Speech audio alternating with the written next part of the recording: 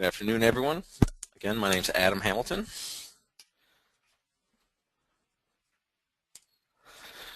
I am a AE here at CTC, and this is next in a series of our architectural campaigns for Revit technology and Revit tools. Today's topic of conversation is making it presentable, visualization in Revit 2014. The idea here is that in the nature of Revit, the way Revit works, parametric modeling, how we draw every single day, and utilizing the same techniques as we've always drawn. With Revit, we have the ability to create marketing documents, to create presentation type documents, creating a 3D world to which we can represent our ideas and create views that help us express our design intent to the client, allowing them to experience their buildings, be more comfortable with the design decisions that we help them make. So some of the things that we're going to be looking at today are, one, the views that get created. There are different sorts of plan views that can be generated, different sorts of 3D views that can be generated. And within these views, how do we manipulate the objects inside Revit? Every object, whether it be the system assemblies, roofs, floors, walls, ceilings, or the content that goes inside our models, furniture, casework, equipment, all these elements that we place have the ability to have materials assigned to them.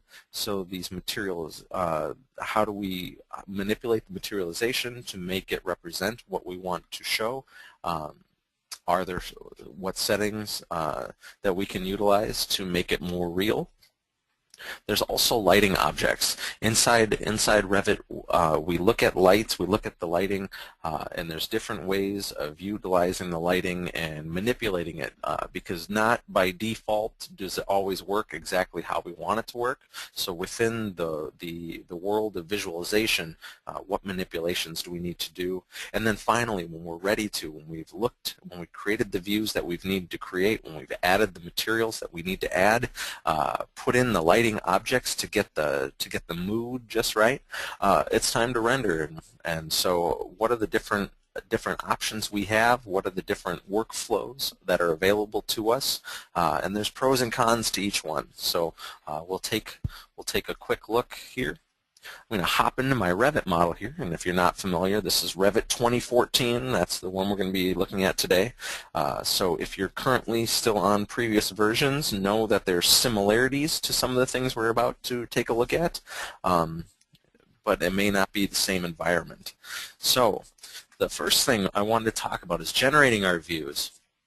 First of all, views are very important. The views inside our project browser, whether it be floor plans we create or the 3D views that we're going to generate. When we talk about creating presentation documents, these documents are usually separate from the construction documents. They're usually separate from working documents. So creating additional floor plans, creating additional views, 3D views or section views, different walkthroughs. Creating these different views are important. Naming them is important. The sheets that they get put on typically are separate. So it's good to know that. In my project browser here, I have some floor plans pre-set up. A good template may take into consideration some of these early views, whether it be finished plans, whether it be color plans or furniture plans. So the first kind of views we're going to take a look at are plan views. So far, I have some color plans set up, and I'm going to open up one of my color plans I have available to me. Now, these plans, color plans, Revit has the ability to assign color schemes from our Annotate tab.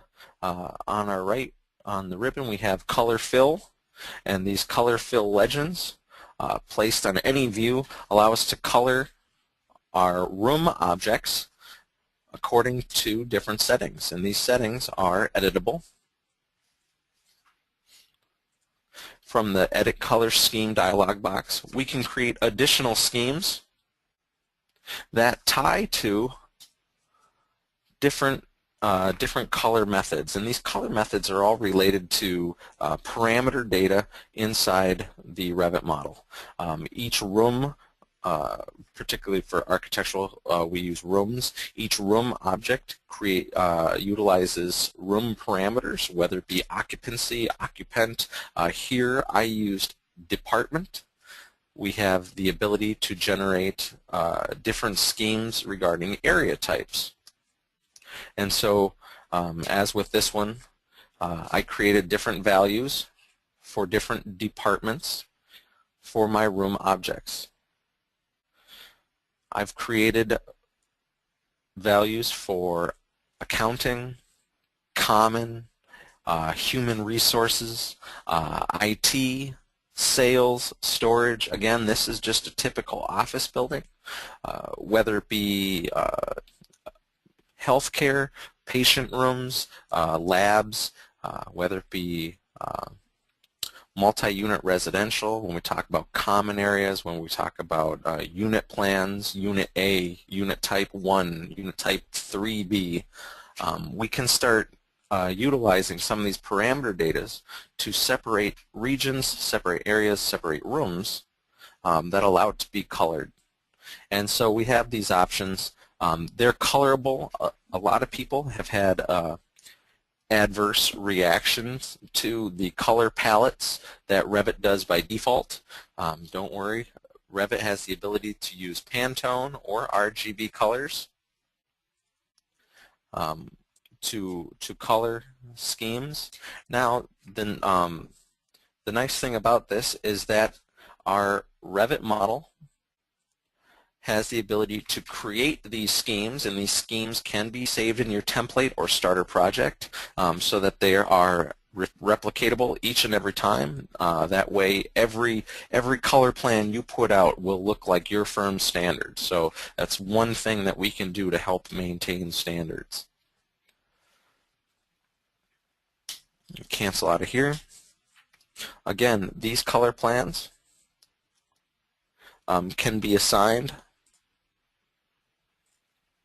based on scheme. These schemes can always be swapped with as simple as changing the scheme out, and it readily changes views.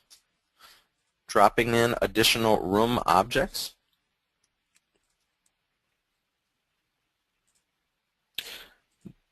They will take colors as soon as they are available.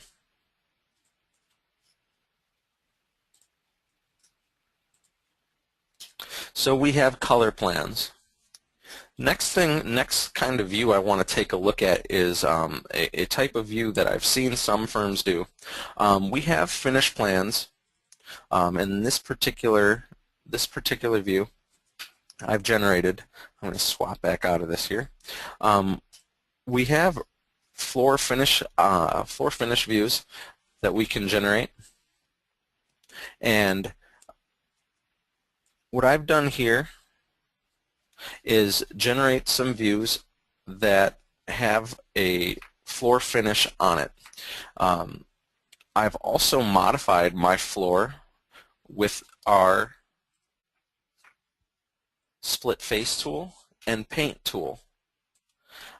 Currently, I have seen different workflows that include creating separate finish floors on top of standard floor objects, and that's a useful process. You can do that. However, in certain situations, we do have the ability to split our floor. So with split face, I can select an object. I can place a split face, and where this will allow me to paint a material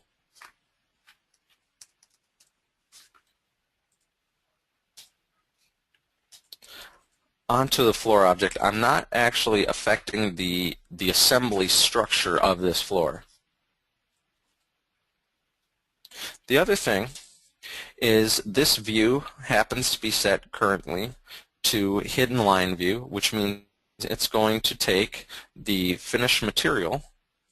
So here's my floor, here's my structure, and it's taking the concrete lightweight material and the surface pattern associated with it. What I've done is added a paint material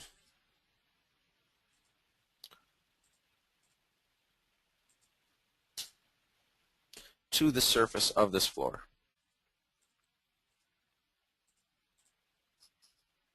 So we can affect the floor hatch pattern with a paint object. We can also change the visual style of these views to, say, a realistic view.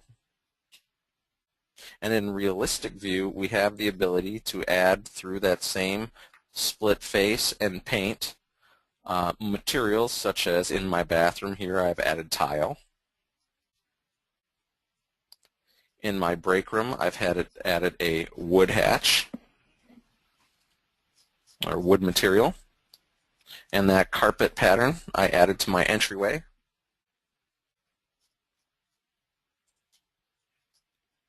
All to create a visual style. And in this is just in a plan view, so generating floor finish plans, whether depending on what carpet style, what wood style, what tile style, we can always split face and add materials to plan views or elevations or sections. Now, some of the other views I like to generate that people are unfamiliar of is I like to go to my default 3D view. I'm going to jump into that 3D view, and we have our standard isometric views. But one thing a lot of people are unaware of is if I come over to my view cube, right-click on the view cube and scroll down to Orient to View, I am able to create a three-dimensional view of any floor plan, any elevation, or section. From my floor plan, I can generate a three-dimensional view and then create either an isometric or axonometric view of that floor plate.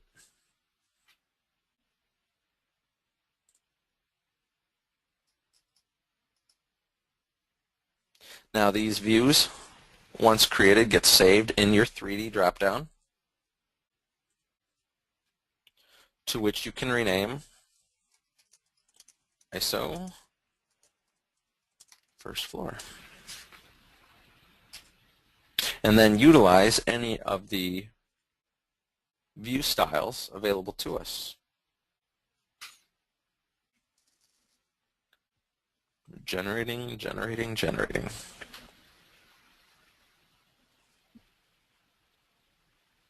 Now typically where I've seen these done are not necessarily for a whole floor plate, but from a floor plan, if I was to do a call out of an office,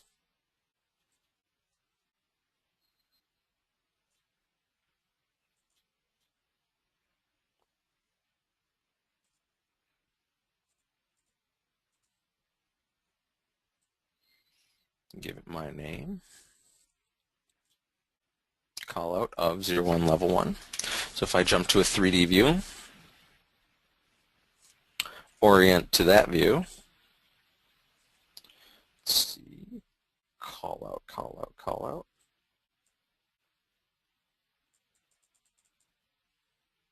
It's in here somewhere. Oh, call out of 01 level 1. As you see, naming is very important. Zoom extents, orient to view,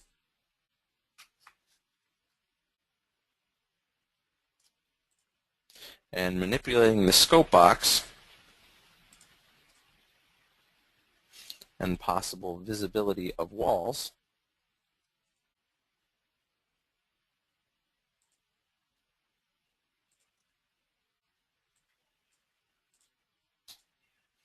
I can create isometric views of certain rooms, giving my client a better idea of what kind of view I'm trying to generate.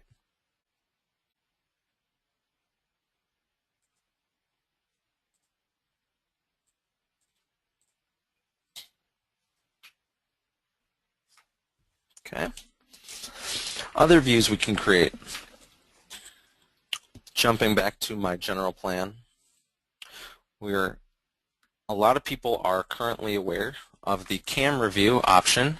So from the 3D, either from your View tab or from your Quick Access toolbar, we have a drop-down. Underneath that drop-down, we have access to camera views and walkthrough views. Both of the camera and walkthrough views are what are called perspective views. With the camera, we are able to place and pull a camera, and the pull is actually the view depth we create. And this generates a perspective view based on the camera we've placed. Now, each camera, when placed, I'm going to close my views, double up here, do a window tile, zoom into space, Z. The crop region of our perspective 3D view, when selected, is the camera location in our floor plan. With this camera location, I can use my nudge commands, my arrows up, down, left, and right, and nudge it and adjust it to get me closer, either as far away or as close as possible. Each camera also has properties. The properties are very important because they include information such as our far clip offset, and again, that's our view distance. And that's really important because several times I've seen people create create a camera and they're walking their client around a view, or that camera's from an interior shot and they're looking out and they stop. The clip stops too soon. And where we have a hallway and you know there's a door at the end of the hallway, all of a sudden the picture stops. So it's a dangerous situation. If I set this to, say, 10 feet, and we update, notice how everything disappears. We say 20 feet. Now I only have half a kitchen. So our far clip offset is very important. If we have the ability, if you have the horsepower of your machine, I always recommend turning off the far clip once you get into position, because that will remove any clip distance and allow you to really take advantage of your view. The other thing is your camera is placed in at typical eye height. However, I've noticed that depending, people who are outside taking photographs, whether you're trying to make an object look bigger, smaller, get the feel of a space, you may want to adjust the position of the camera, whether high or low. And so the eye elevation and target elevation are very important to the actual camera view. And so I know in certain perspectives I've generated, I've wanted a little bit lower, come in, make it a 5-foot eye elevation.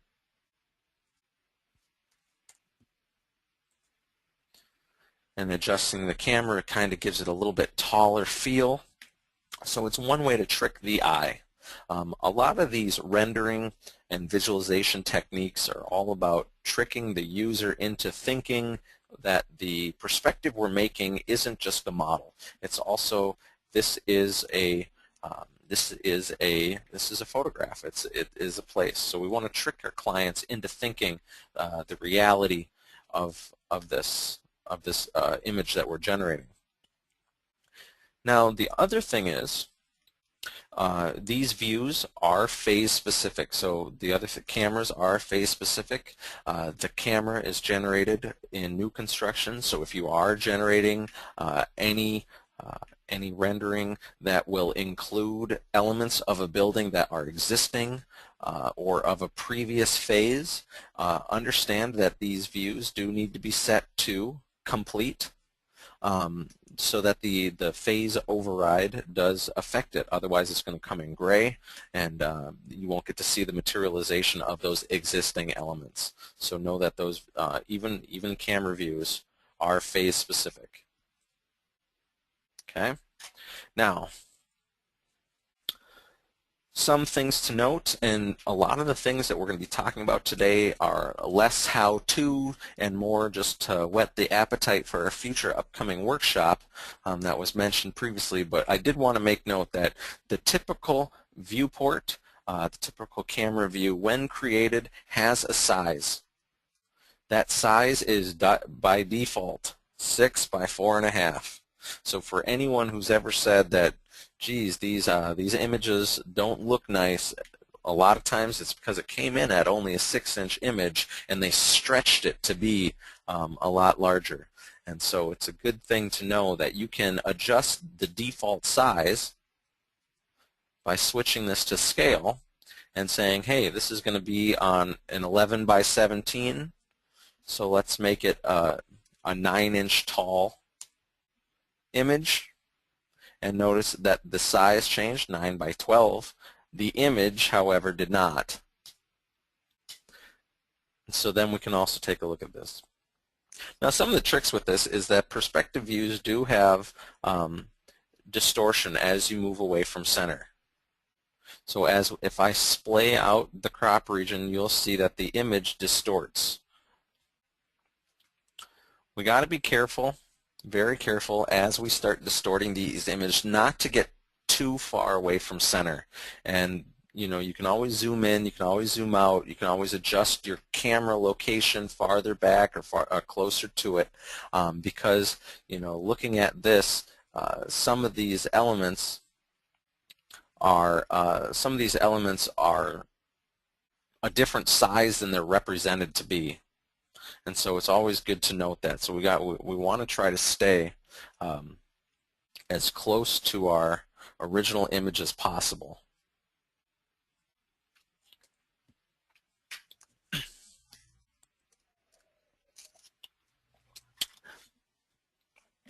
So generating 3D views, the camera is important. The camera has settings. When we do have these views, the 3D perspective views are really important. One, it allows us access to the rendering nice images. We also have the ability from our navigation wheel on the right to walk around or adjust our view. So now I have my steering wheel here, and you see by hovering over some of these, we're able to either look and adjust our head location.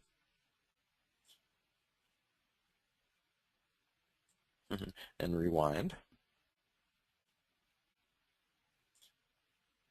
Or to use the walk tool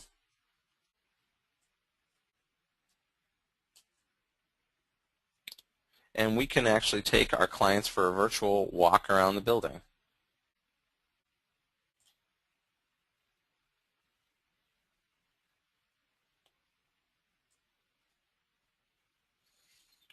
Now, one thing we can do is walk around until we have a nice view of what we're trying to show. And then once we get our view set, we can start taking a look at our visual styles. Now, before I hop into materials, we do have shaded, consistent colors and hidden line. Again, shading will take some of the materializations without putting on render images.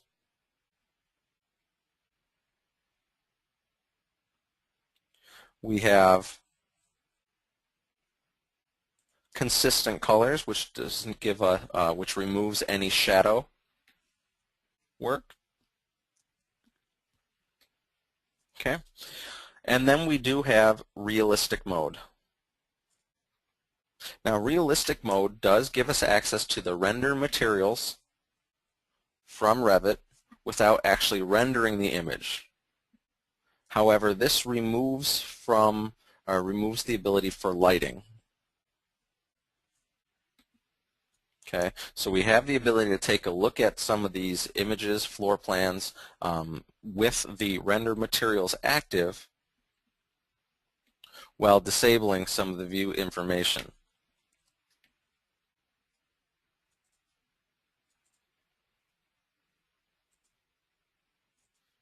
Looks like somebody has bound my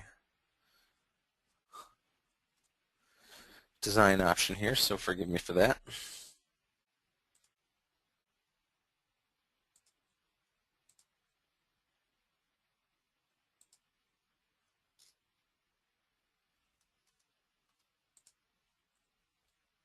There we go. A little bit cleaned up.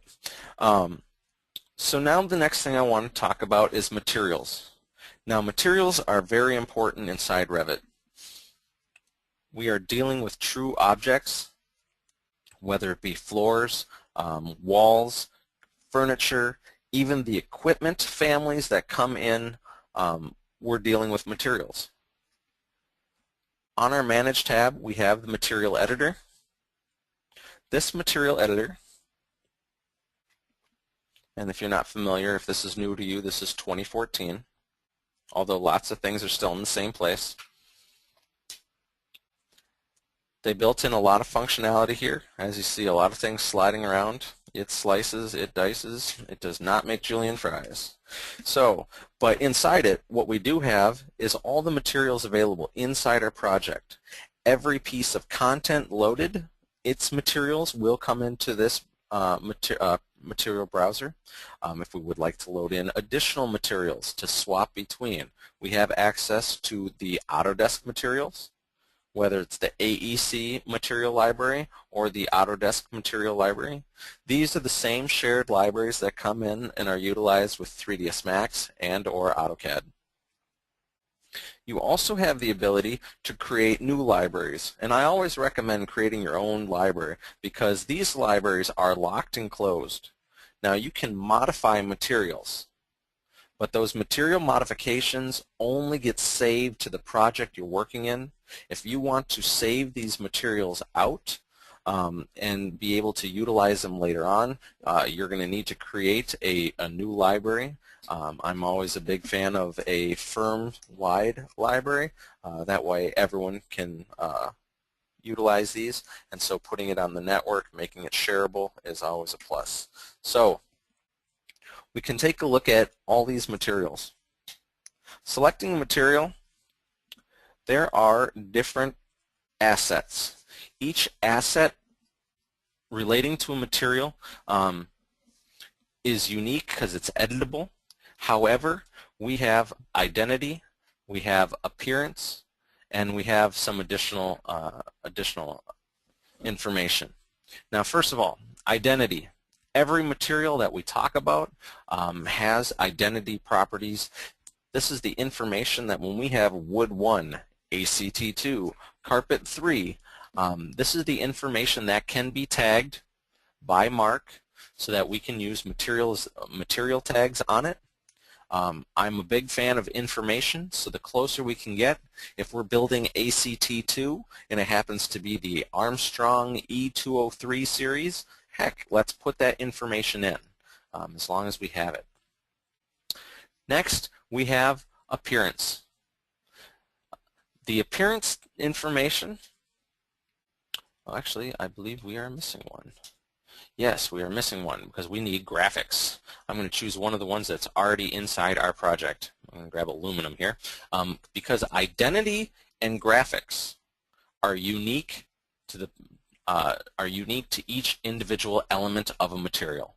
Each material has these assets. However, identity and graphics are unique because we can override the surface pattern, the cut patterns, its shade color. We can modify its identity information, calling it the ACT2, giving it manufacturer info. And these two elements, these two assets are unique to the material. The second we go to appearance, physical, and thermal information regarding materials. These are tied to material assets.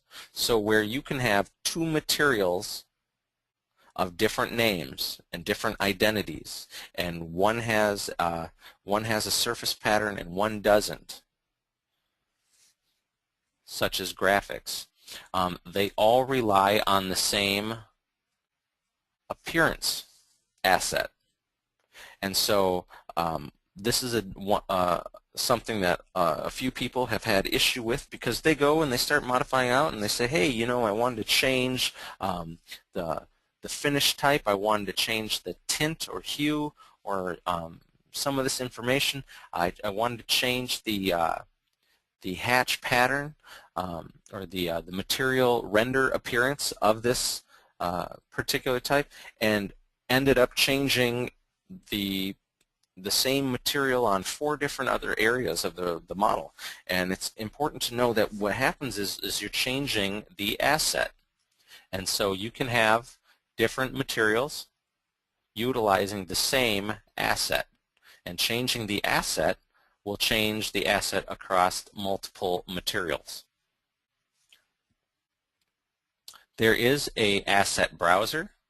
So when creating custom materials, you can go to the asset browser, and the assets are separate from the materials. So you have a material library of pre-configured materials. You have an asset library of different assets that you can assign to either custom materials or existing materials.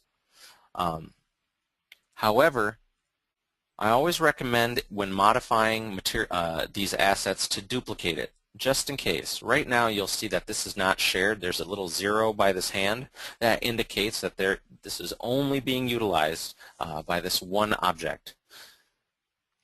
However, if we duplicate, we won't have that problem. We won't affect any other object. So it's always good to know. Now every material has information. Every material appearance asset has an image. These images are kept in a library on our computer. There are several more. Pieces of information, material asset, different swatches, different materials that we can utilize inside Revit that don't exist until we start building them. So know that if you are creating some materials, you should definitely check out these libraries and see what is available, because they also include some bump maps. They also create some void shapes, so there are some chain link fence, there's some fencing options that allow for void objects. Okay, so there's a lot more materials than there are, a lot more material swatches and texture maps than there are materials inside Revit. Okay, now each material has to be set up. These materials can take different sizes, different shapes. A lot of times my particular one I like to look at is wood flooring, because its image size, if we were to add it, its image size happens to be too small for a standard floor object. So right now this swatch happens to be tiled every 2'3", where in reality that's, let's see, 1, 2, 3, 5, 6, 7, 8, 9, 10, 12 boards across. If each board happened to be 4 inches, that would be 48. So to get this image swatch to display properly, we'd have to change the height and the width.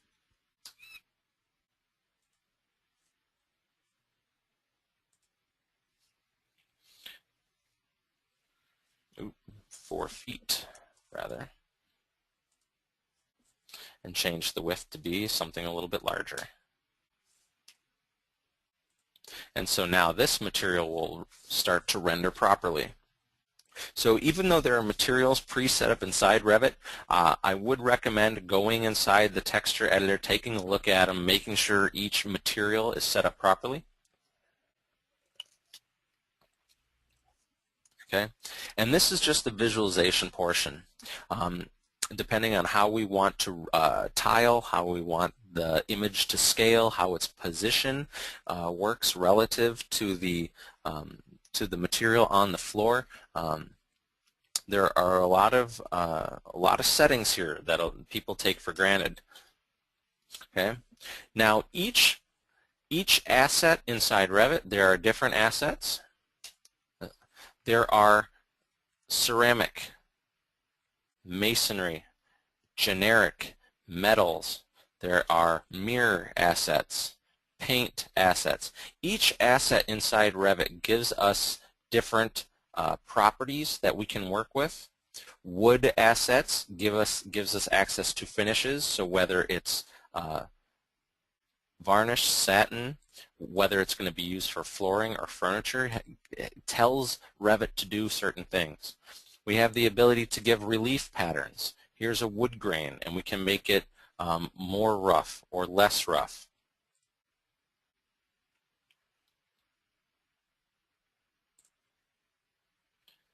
By the way, our image, our updated image up at the top, is a good way to gauge how this will look in the model.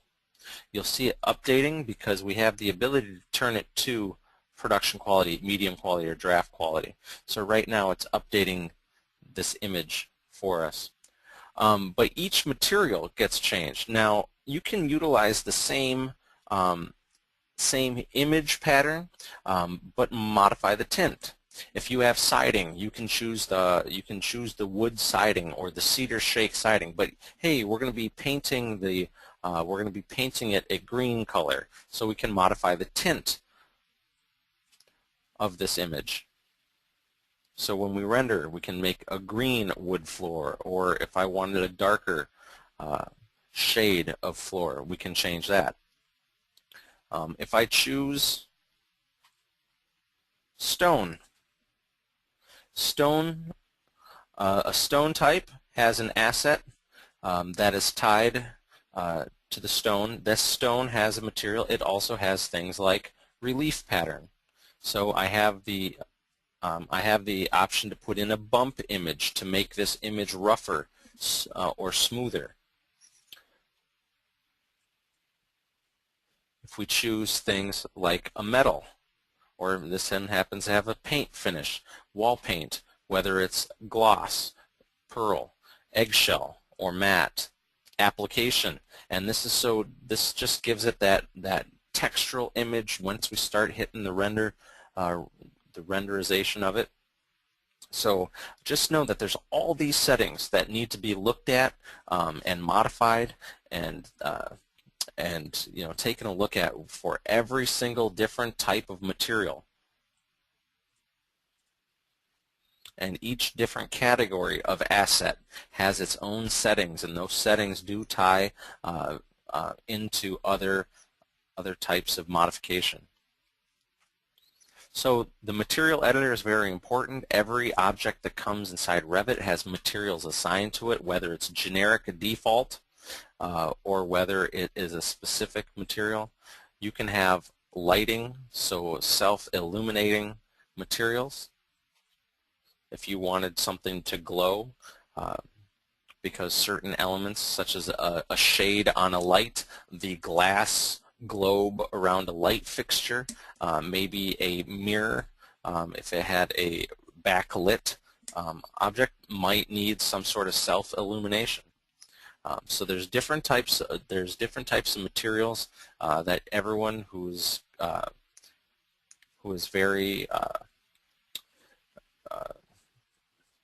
everyone who really needs to make their visualization work needs to be aware of. The next thing we want to look at is light light fixtures, light objects, because inside Revit there's a misconception that every light place should work exactly how it works in real life. If I put in a light fixture and it's a 60-watt bulb, then it should affect the same way, and rarely does that ever occur. From a plan, and in fact I'm going to go to a furnished plan just to make sure. From a plan,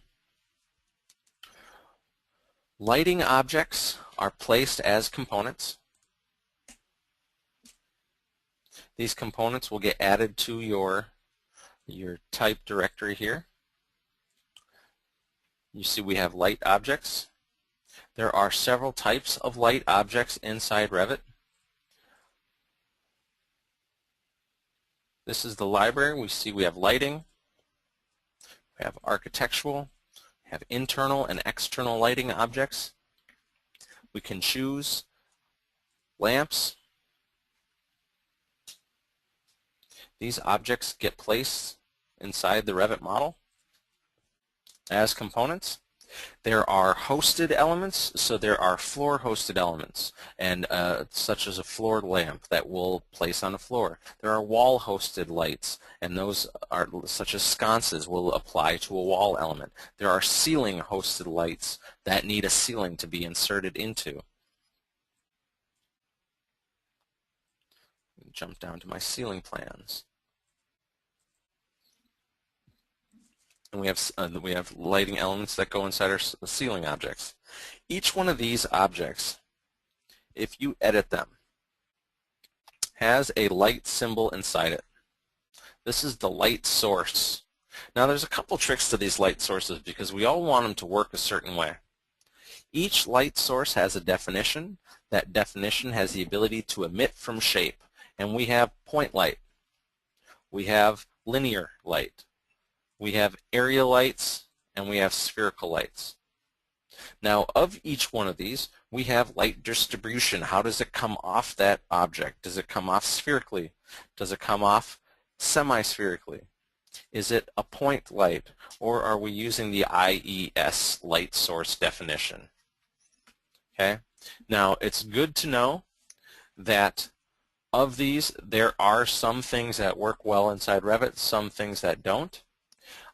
Linear light fixtures, such as a fluorescent light bulb, does not like to be semi-spherical. When this happens, you do not get the light fully extending along the length of the bulb. So when we do linear light fixtures, we have to make sure they're round or spherical. And then we use the geometry of the lighting fixture itself to block and direct the lighting. Okay, so light fixtures are very important. Now each light element, okay, has light source properties. Okay, these properties, when placed, have these photometric values. There are light loss factors. There is an initial intensity. There are color information. There's emit lengths that when we get this light shape is shown, these affect how the light object works inside a rendering. And they do matter a lot because a lot of times we'll be placing light objects and, oh, this room is too warm. Oh, no, this room is too cool. How can we adjust some of the lighting?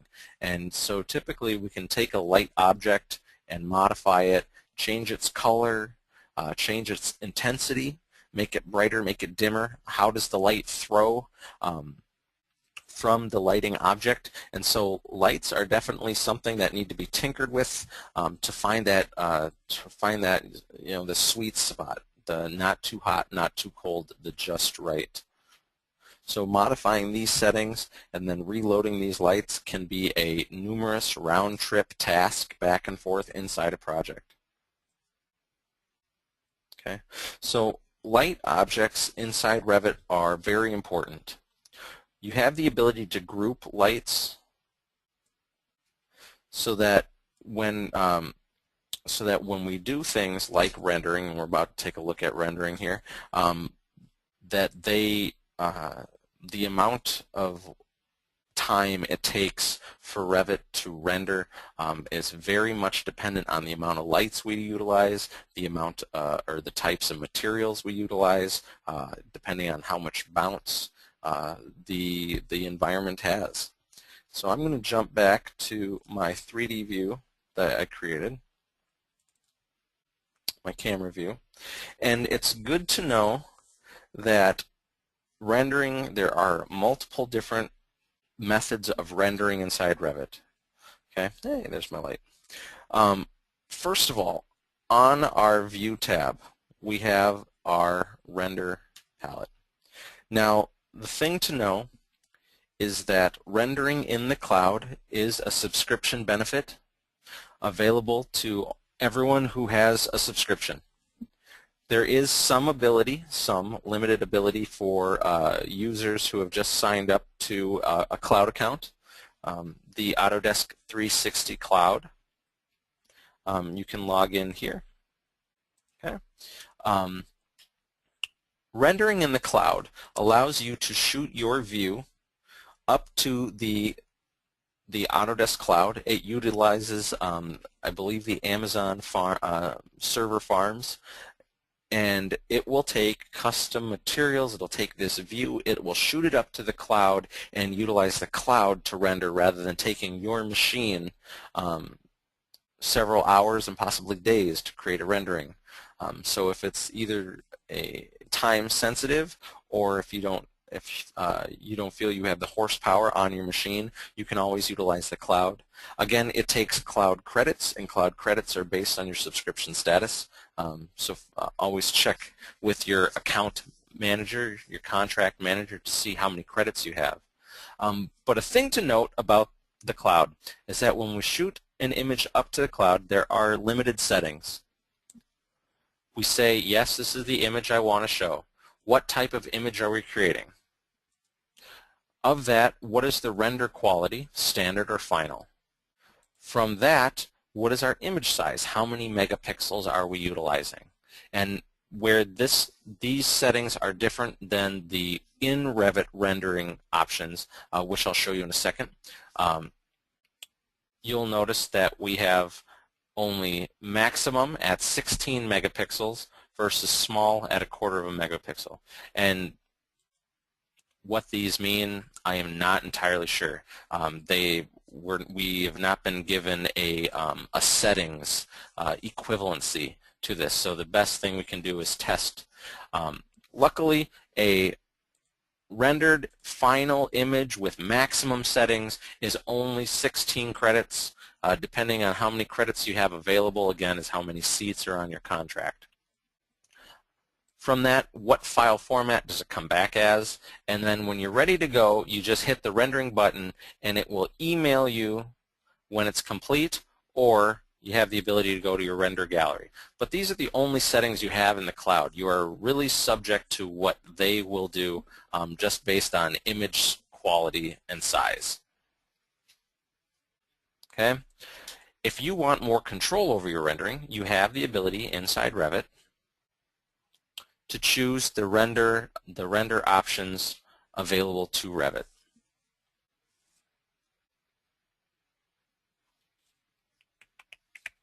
So on our View tab, we have the Render dialog box.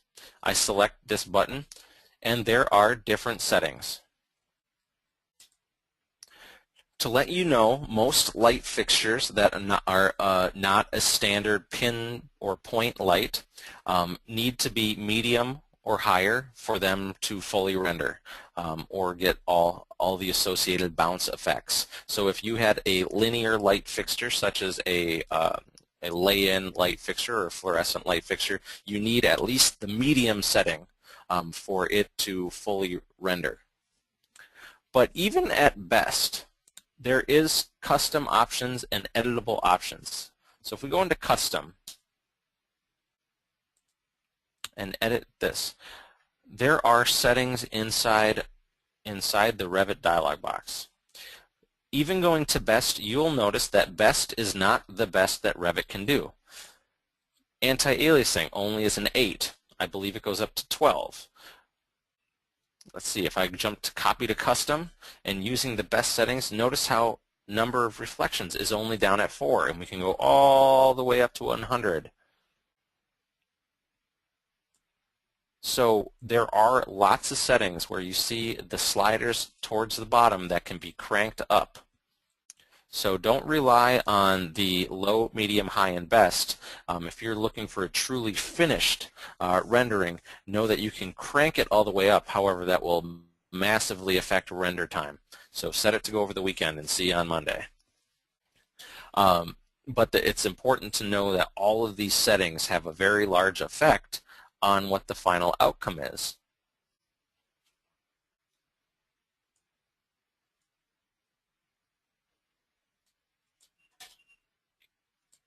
Okay. Next thing to know is output settings. Whether by screen, whether by printer, the pixel, whether height or width, are all dependent on the view size itself. By switching to printer, we have different DPI options. And by just bumping up to 300, you'll notice that the size of the image gets modified. As this increases, it increases exponentially. So make sure if you're cranking it up high to make sure you got enough space on your hard drive or wherever you're saving. By the way, I typically recommend saving locally first. That way you're not bogging out the network while you're trying to render. Things like lighting. Lighting, we have exterior, we have interior, we have the mix between interior and exterior with sun and artificial lighting. We can set sun settings and do sun studies. We can tell it to be single day or multi-day. We can tell it to be at a specific locations. If we're going to be in Boca Raton on December 22nd at 3 in the afternoon, I can set the sun to do that image and see how it'll affect. Remember that Revit, you're allowed to place your model in the exact orientation and location as it would exist in real life, and so Revit knows how then to take the sun, take the settings, take the time of day and season to show the client exactly how those specific light settings will affect the building itself. So we can do sun settings. We also have, when discussing artificial lights, the ability to select those lights and create groups. Creating new groups allows us to either dim, based on a 0 to 1, dim lighting. We can turn on or off light objects, make them light, make them not light. So we're able to control all those light elements. So lighting is very important. We have background options. We have image adjustment options. After this is rendered, we can modify the tones, the highlights, the shadows. We can modify the white point and the saturation. So there's all sorts of settings inside the Revit model itself. In addition to rendering inside Revit, the Building Design Suite has the ability to have workflows, and workflows will let you shoot your image out to 3ds Max. So taking our class, you'll see the settings, the options available that allow us to shoot images to 3ds Max, which is included with the Premium and Ultimate Suite, where you can do even more settings. Revit does a very good job at rendering, but 3ds Max is an actual Revit or rendering engine that will utilize your camera, your lights, your materials, and give you more options, including farm rendering, which is included with the 3ds Max install, is the back burner. So you can set up a render farm across your office. So there's all these different render options that we can utilize our Revit model to produce. I'm just going to open up the sample basic project, because on the front page of this project, which is available to everyone. You'll see some images rendered inside Revit. These are true Revit images. Okay, and you'll see the ability to generate materials, shade, reflectance. You have the ability to generate quality visualizations from any view type, whether it be plan, section, or elevation, or the perspective, including walkthroughs and nice still cameras. Okay, so visualizing inside Revit is it's simple to accomplish. There are complexities to do it well. We invite you to join us at our workshop. Feel free to get a hold of us to find out more information regarding that.